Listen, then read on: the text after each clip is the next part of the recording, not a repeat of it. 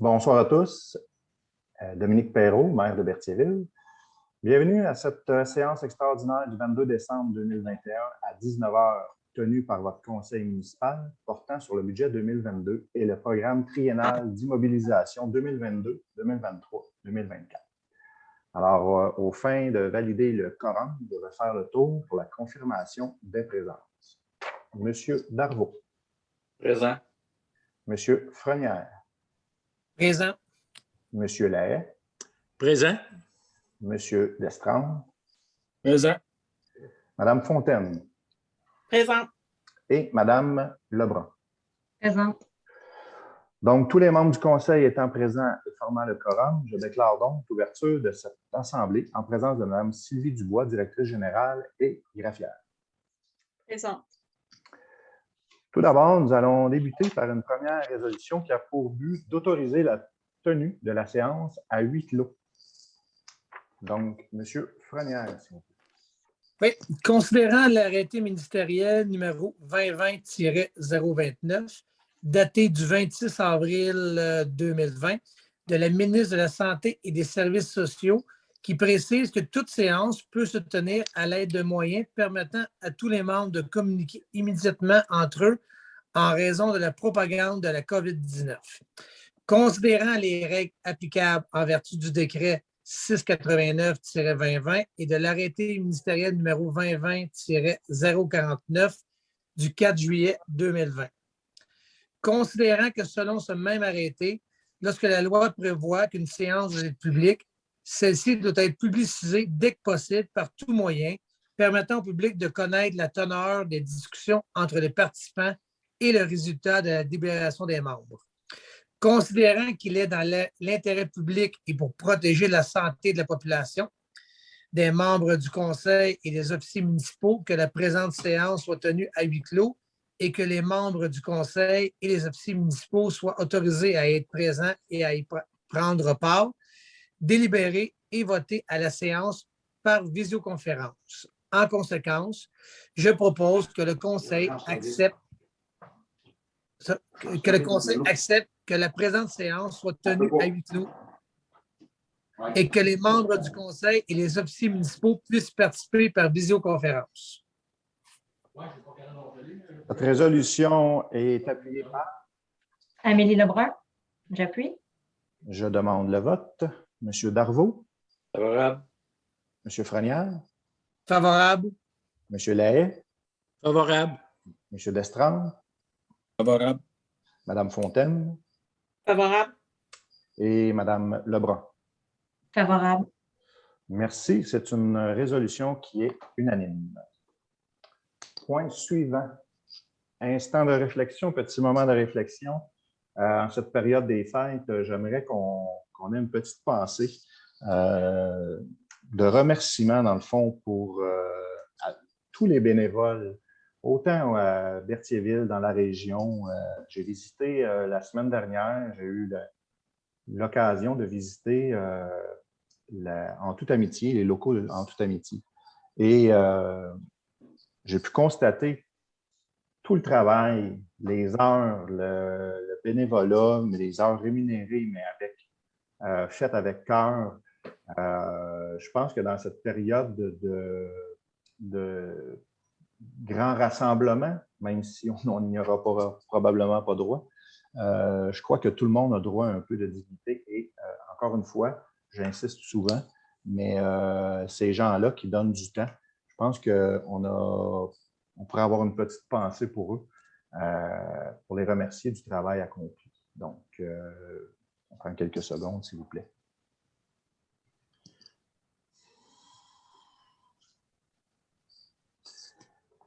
Merci beaucoup. Donc, point suivant. Adoption de l'ordre du jour. Madame Lebrun. Oui. Considérant les dispositions de l'article 474.2 de la loi sur les cités et les villes et la vie publique diffusée en date du 2 décembre 2021, à l'égard de la tenue de la séance extraordinaire portant sur l'adoption du budget 2022 et du programme triennal d'immobilisation, considérant que les membres ont copie de l'ordre du jour, Je propose d'adopter l'ordre du jour tel quel. Cette résolution est appuyée par Denis Darvaux. M. Darvaux. J'appelle le vote. M. Darvaux. Favorable. M. Frenière. Favorable. M. Lahaye. Favorable. M. Destrand. Favorable. Mme Fontaine. Favorable. Et Mme Lebrun. Favorable. Merci, c'est une résolution qui est unanime. Point suivant, point D1, adoption du budget pour l'exercice financier 2022. Monsieur Pierre Lahaye, s'il vous plaît. Considérant l'adoption du budget pour l'exercice financier 2022, je propose d'adopter les prévisions budgétaires pour l'exercice financier 2022 telles que décrites ci-dessous. Donc, au niveau des revenus, taxe foncière générale, 3 895 654. Au niveau du service de la dette, 832 401. Au niveau de l'assainissement des eaux, 324 930. Au niveau de la sécurité d'incendie, 339 962. Au niveau des tarifications pour les services municipaux, 1 735 256. Au niveau du centre d'urgence, 911, 25 500.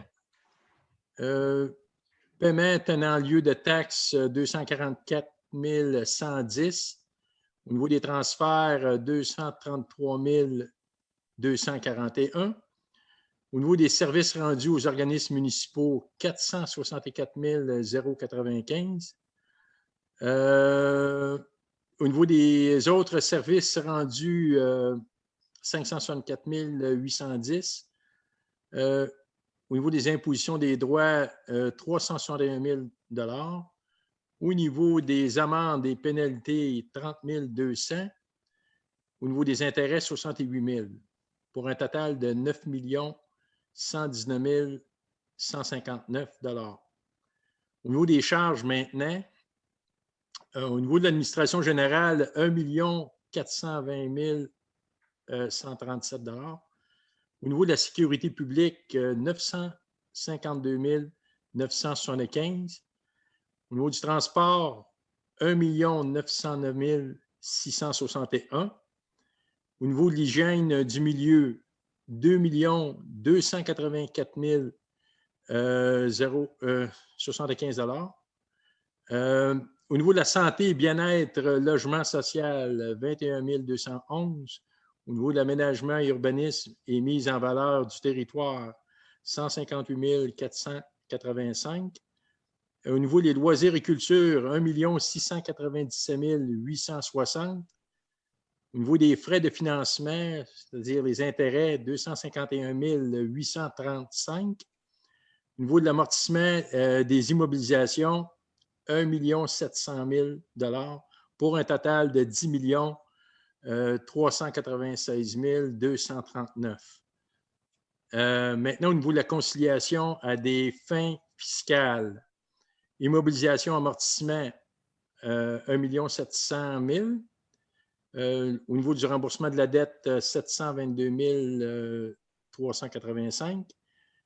Les affectations au niveau des activités d'investissement immobilisation, 321 000 $. Au niveau des affectations de la réserve disposition des bouts, 250 000. Au niveau de l'affectation des fonds de parcs et terrains de jeu, il n'y a aucun montant. Au niveau de l'affectation des excédents de fonctionnement affectés, 247 360. Et les affectations au niveau des excédents de fonctionnement non affectés, 623 105 pour un total de 1 277 080. Donc, le budget de l'exercice financier 2022 prévoit des revenus égaux aux dépenses et aux éléments de conciliation à des fins fiscales au montant de 10 396 239 $. Cette résolution est appuyée par Par moi, Jean-François Frenière. Jean-François Frenière. On appelle au vote M. Darvaux, Favorable. M. Frenière, Favorable. M. Lahaye, Favorable. M. Destrand, Favorable. Mme Fontaine, Favorable. Mme Lebrun. Favorable. Merci. C'est une résolution qui est unanime. Point suivant. Adoption du programme triennal 2022-2023-2024. M. Darvaux, s'il vous plaît. Je propose d'adopter le programme triennal d'immobilisation pour les exercices financiers 2022, 2023, 2024, tel que détaillé à l'annexe ci-jointe. Alors, pour les immobilisations, pour 2022, construction de nouveaux centres communautaires, coût approximatif 1 203 361, année de réalisation 2022. On a une subvention potentielle de 711 200 et ça va être le financement en règlement d'emprunt. Installation de compteur d'eau, 66 000 pour 2022. Appropriation à l'excédent affecté. Aménagement d'un nouvel accès par la rue Sainte-Foy pour l'hôtel de ville, 60 000 en 2022. Appropriation à l'excédent non affecté. Pavage du stationnement de la piscine municipale et travaux connexes, 100 000 encore en 2022 pour une appropriation à l'excédent non affecté. Aménagement du parc Gilles Villeneuve, 155 000 en 2022, appropriation à l'excédent non affecté. Acquisition de modules de jeu pour les parcs, 80 000 en 2022, appropriation à l'excédent non affecté. Pour un sous-total en 2022 de 1 664 361. Pour 2023, réfection majeure de la rue Saint-Viateur, 2 031 250 en 2023. Montant financier n'a pas. Règlement d'emprunt. Réfection majeure de la rue Pierre-de-l'Estage, 3 millions en 2023 par règlement d'emprunt. Pour un sous-total en 2023 de 5 31 250. En 2024, augmentation de la capacité de la station de traitement des eaux usées. Un montant de 10 millions pour 2023-2024 en règlement d'emprunt. Pour un sous-total en 2024 de 10 millions. Pour un grand total pour les 3 années de 16 695 611. Merci. Cette résolution est appuyée par? Pierre Lahaye. Merci. J'en appelle au vote. M. Darvaux? Favorable. M. Frenière? Favorable. M. Lahaye? Favorable. M. Destrand? Favorable. Mme Fontaine? Favorable. Mme Lebrun? Favorable. Merci. C'est une résolution qui est unanime. Il n'y a pas eu de questions, aucune question n'a été reçue par le service du greffe. Donc, nous allons passer au point suivant. Le point suivant, levée de l'Assemblée. M. Darvaux. Alors, je propose la levée de l'Assemblée. Cette résolution est appuyée par Mme Amélie Lebrun. Mme Lebrun, merci. Donc, Le vote. je demande le vote, oui. Denis Darvaux, M. favorable. Darvaux, favorable. M. Frenière. Favorable. M. Lahaye. Favorable. M. Destrand. Favorable. Mme Fontaine. Favorable. Mme Lebrun. Favorable. Donc, merci. C'est une résolution qui est unanime. Donc, il est résolu de lever la séance extraordinaire à 19h14. 19h14.